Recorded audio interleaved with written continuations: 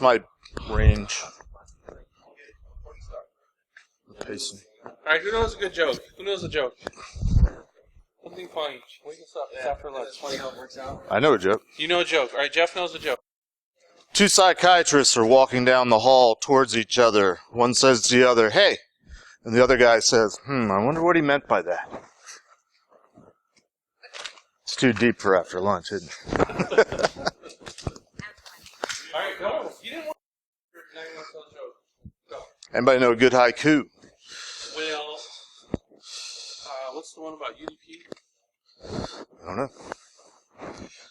I would tell you... I tell you a joke about UDP, but you may not get it. I tell you a joke about UDP, I don't care if you get it or not. Something like that. Get it because... bad. Moo. Is there another one? There's deeper than that. This is Jeff Mann. Jeff, we're lucky because he came a long way. Where'd you come from? San Francisco. San Francisco. Well, he was at RSA, but he's from... I'm from Maryland. He's from Maryland. I knew all this. Oh, I didn't say it. And he works for... starts with a T. Rhymes with Schmatable. Alright, what are you going to tell us about? All right, thank you. This is funny because I didn't plan this ahead of time with Eddie, but like half of his slides are half of my slides. So let's think about this talk being going a little bit deeper dive on what Eddie was talking about this morning in terms of the need for us as a community to be able to better communicate. There's my vital statistics and what I used to look like about 15, 20 years ago, back when I was younger and cooler. That's my passport photo, and yes, I did get pulled aside a lot back in those days.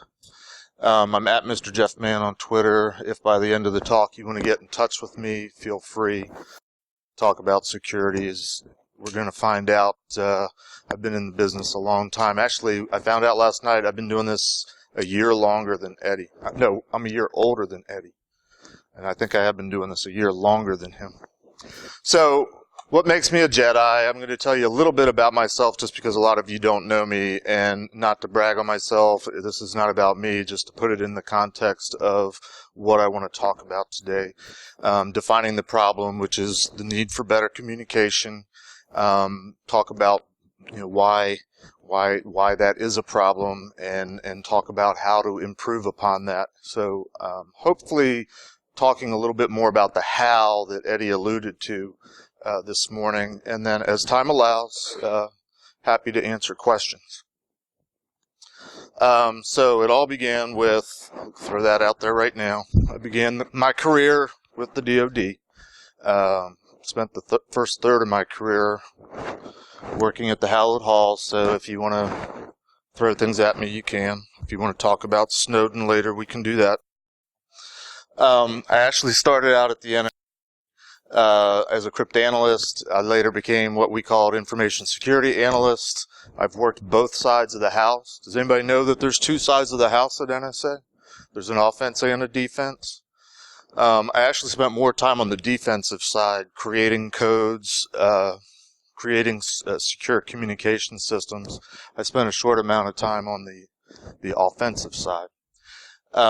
But on the defensive side, 20-some years ago, 22, 23 years ago, started getting more into network systems, which got us into penetration testing. So I started doing that with vulnerability assessment, so on and so forth. When I started out, that's what I was doing. I was doing paper cryptography, and that thing's a one-time pad.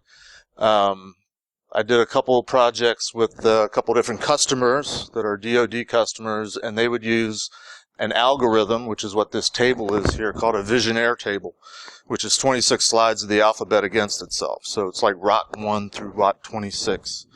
And they would memorize what turned out to be 123 unique three-letter combinations that table creates.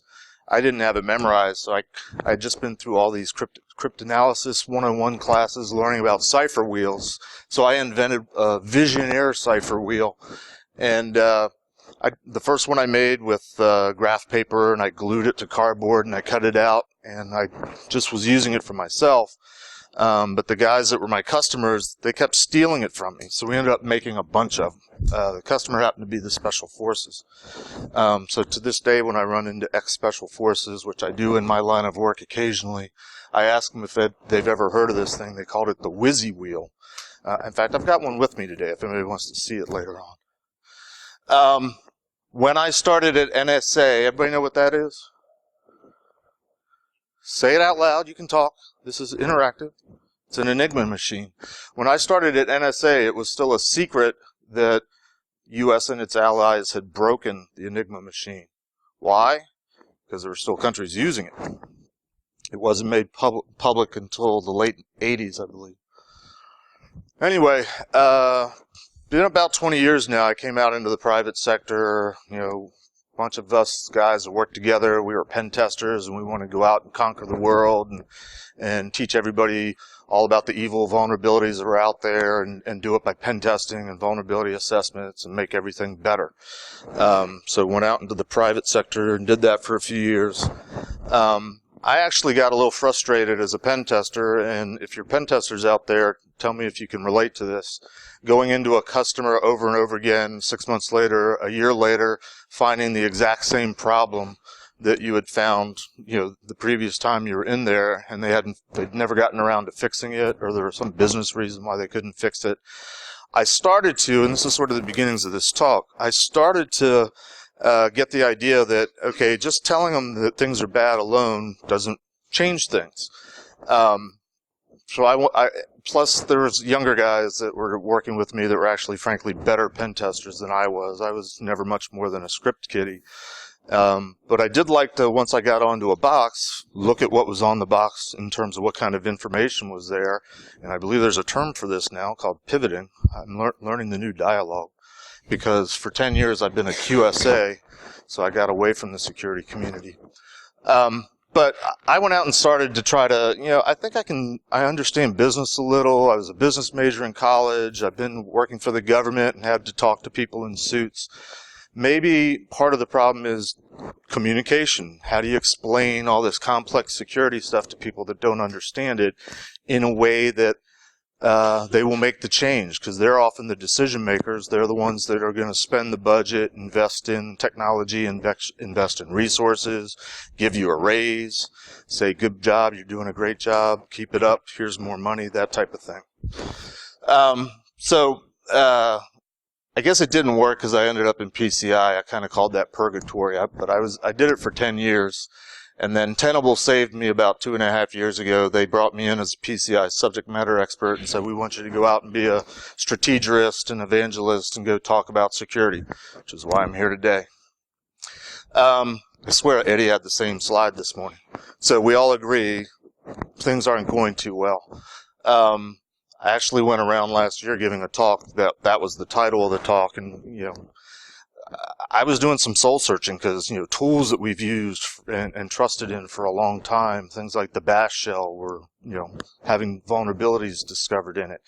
You hear about all these major breaches, and you find out that the breaches are caused by defaults, null passwords, default passwords, trust issues, unknown issues, and I'm like, gosh, that's the stuff that we were doing 20 years ago. Nothing has changed. This is a little bit dated, but these are some of the big names that have been some of the big companies that have been breached in the last year or two or three, and you could fill that slide with many, many more. So, to echo what Eddie was saying, I think the problem is often we don't do a good job of communicating. We have Eddie talked about how we're different and we speak a different language. And I think also we don't always have the opportunity to speak. If you're not accustomed to getting up in front of people, if you're not comfortable with some of the things that Eddie was describing, you may not even try to do it.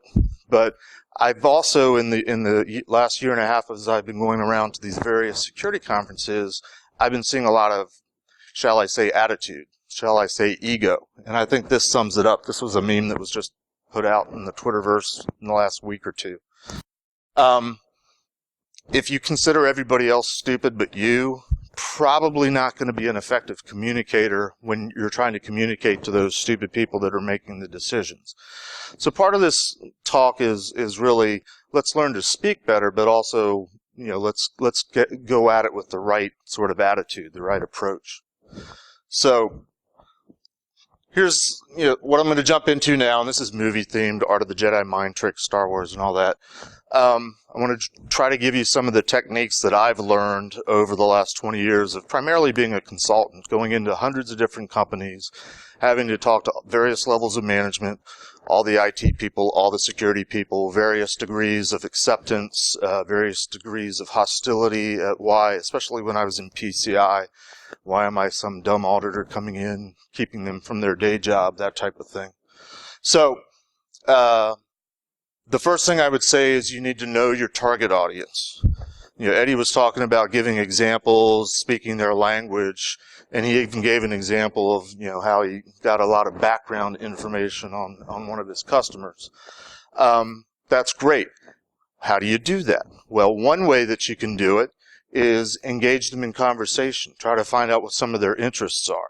So as an example, as an exercise, I give you some of the movies over the years that are hacker related, and I would ask the audience by show of hands, who thinks Black Hat is the best hacker movie ever?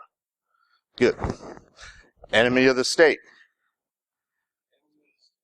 I put that up there mostly because it's about where I worked, and the bad guy was my old boss. War Games. Come on, gotta have some hands up. Sneakers. A few more. Sneakers kind of introduced social engineering in a fun way. How about Hackers? I actually watched that on Netflix last week because I haven't seen it probably since it came out 20-some years ago. It was a nice stroll down memory lane because when I started pen testing, it was over a 14.4 modem. Firewall? Anybody even seen that one? It's got firewall in the name. Or Swordfish. Swordfish. Other than Halle Berry. Hacker film. Oh, come on. 1024-bit firewall? Yeah, come on. All right, so throwing out... Yes. Oh. Yes, I did. Do you think that was the best hacker movie ever made? All right. I believe you. Well, so that's a little bit about me. I didn't think it was worthy of the list, but a little exercise like that can give you an idea of, if you're speaking to a large audience or small audience, you're getting a feel for where they're coming from, what their mindset is. Like War Games is sort of the classic hacker mentality. How do you approach a problem, kind of stumble upon something? Sneakers, social engineering, so on and so forth. This is essential. If you're going to get to know your audience, if you're going to understand where they're coming from, as you're gathering ammunition for how to speak to them and looking for strategies, it's really important to listen. Again, movie theme. So we're going to play Name That Movie. Field of Dreams. Very good. It can be as simple as you're trying to explain something. Just simply ask the question, what did you just hear me say? And let them repeat back to you what they've heard. Very often you will find you think you're here, they're way over here. So you need to try again. Well, let's try something different. This all means learning to speak their language. I've seen a bunch of talks, even at HackerCons, talking about this problem of communication. And a lot of times I hear techniques on how to dumb it down, how to get them to understand your terminology. I'm a strong believer and advocate of you need to put it in terms that they can understand. And that means learning to speak a different language. Here's a little bit of that humility in there as well, because it may take a while to learn their language. You may not want to learn their language. It's not technically a movie. Everybody's seen that commercial? No? Maybe it's a regional thing. Frog insurance. Frog protection. Yeah, we're from the same place. Frog protection. We're on the same page. Learn to tell stories. And again, if you've gotten to know your audience, whether it's a large audience or small, and you're learning a little bit about them, that might give you a clue on what type of stories to tell. I tell a lot of movie things. I guess I'm a movie buff. We used to talk about, how insecure an environment was by referring to Blazing Saddles. Has anybody seen the movie Blazing Saddles? The toll booth in the desert. Sometimes that's your only defense. You've got great protection, but you're wide open around. Maybe the person's a sports buff, or more importantly, maybe they don't care about sports. So, team analogies, sports analogies don't always play. I've found often in my international travels, as I'm trying to explain things to the audience, my customer, I'll start using phrases or idioms that all of a sudden, as I'm speaking, I realize, wow, that's a real American thing, and they probably have no idea what I'm talking about. So if I can catch myself, I try to stop and try to think, or ask them simply, what does it mean if I say this? And explain what it means. How would you say that in your dialect, in your area? And try to, again, put it in terms that they understand, speak their language. Anybody got the movie? Big Fish, very good. Here's an example. I'm a cryptanalyst by trade, and I could, talk to you about elliptic curves and all sorts of, high primes and random number generators and things like that. Cryptanalysis came in handy, password cracking back in the day and stuff like that. But when I'm trying to explain to an audience how cryptography works, and symmetric, asymmetric, especially in the payment space, I just break it down like this. There's something that you have that you're trying to protect, and there's some fancy math stuff that you add to it with some random secret stuff, the key, and that produces something. I presented this last year, and a woman came up to me afterwards and said, I've just gone through the CISSP training, but I learned more from you than I did in the whole training course. Just because you throw out terms doesn't mean people understand it. And even if you think you're simplifying the terms, they don't often understand it. So break it down as much as you can. This should go out without saying, and I think Eddie referred to this a little bit, but if you're working for a company, understand the company's in business. It's probably in business for profit. There's drivers. There's things that are going to pique the ears of your audience, the listener, the managers, the management. Learn to put things in their terms, but again, listen to what they're saying. Listen to what their drivers are. I used to go into to customers and just simply ask the different groups that I'd be talking to, especially when I got to the security folks. I'd ask them, what's making you lose sleep at night? What do you worry about? Because you know your environment much better than I'm going to learn in the week or two that I'm here. And especially in the PCI world, I would tell them, this is how I would win favor with them.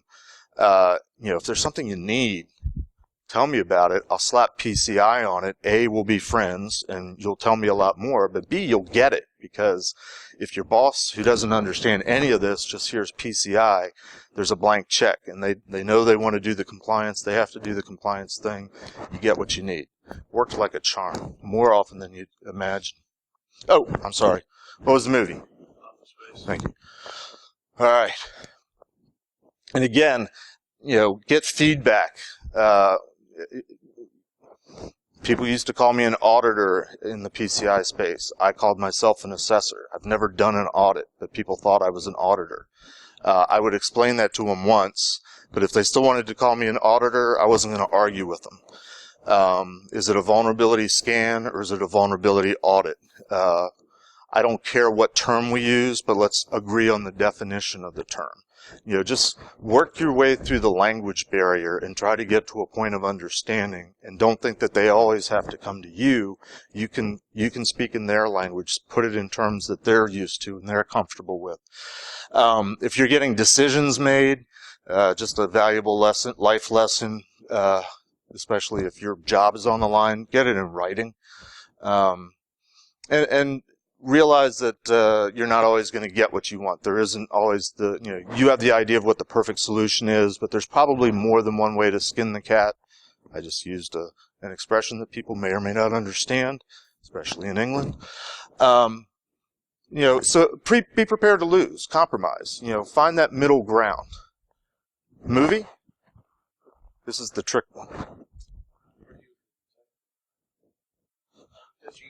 Long Kiss Goodnight. Good job. You're getting there.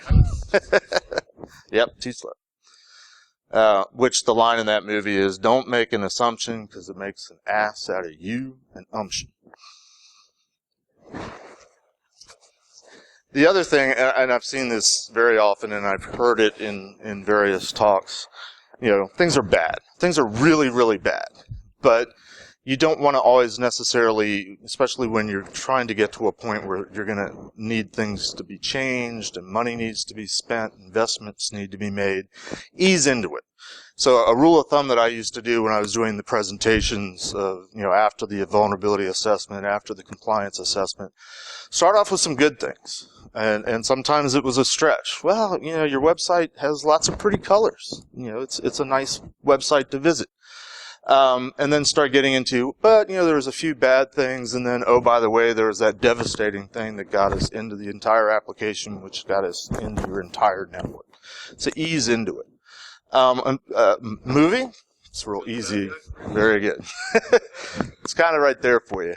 I unfortunately learned this life lesson from my father, and this is probably something that's tortured me my whole life, because I never got straight A's as a kid, but one time I came home with like 6 A's and a B. And the first thing my dad said to me was, well, why'd you get a B?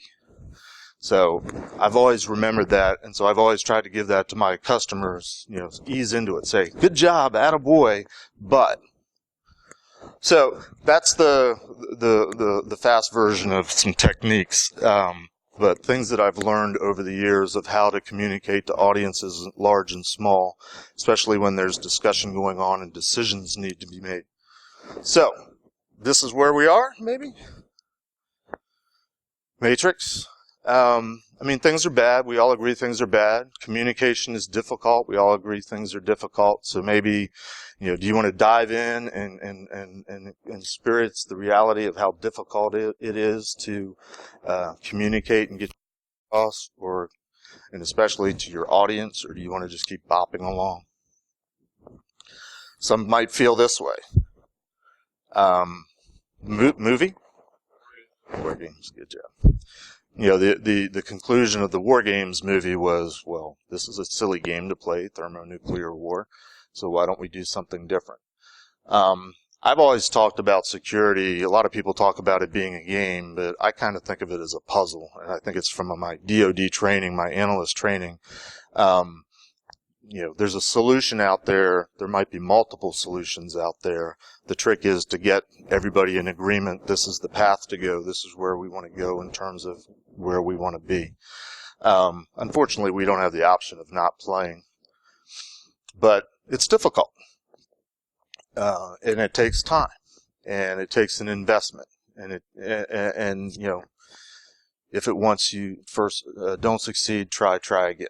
Because it's hard to sometimes steer the culture of a company, the culture of an industry, frankly. Movie. Wrong! So, in summary, in terms of good communication skills, I guess the first thing I would say is look for opportunities to practice.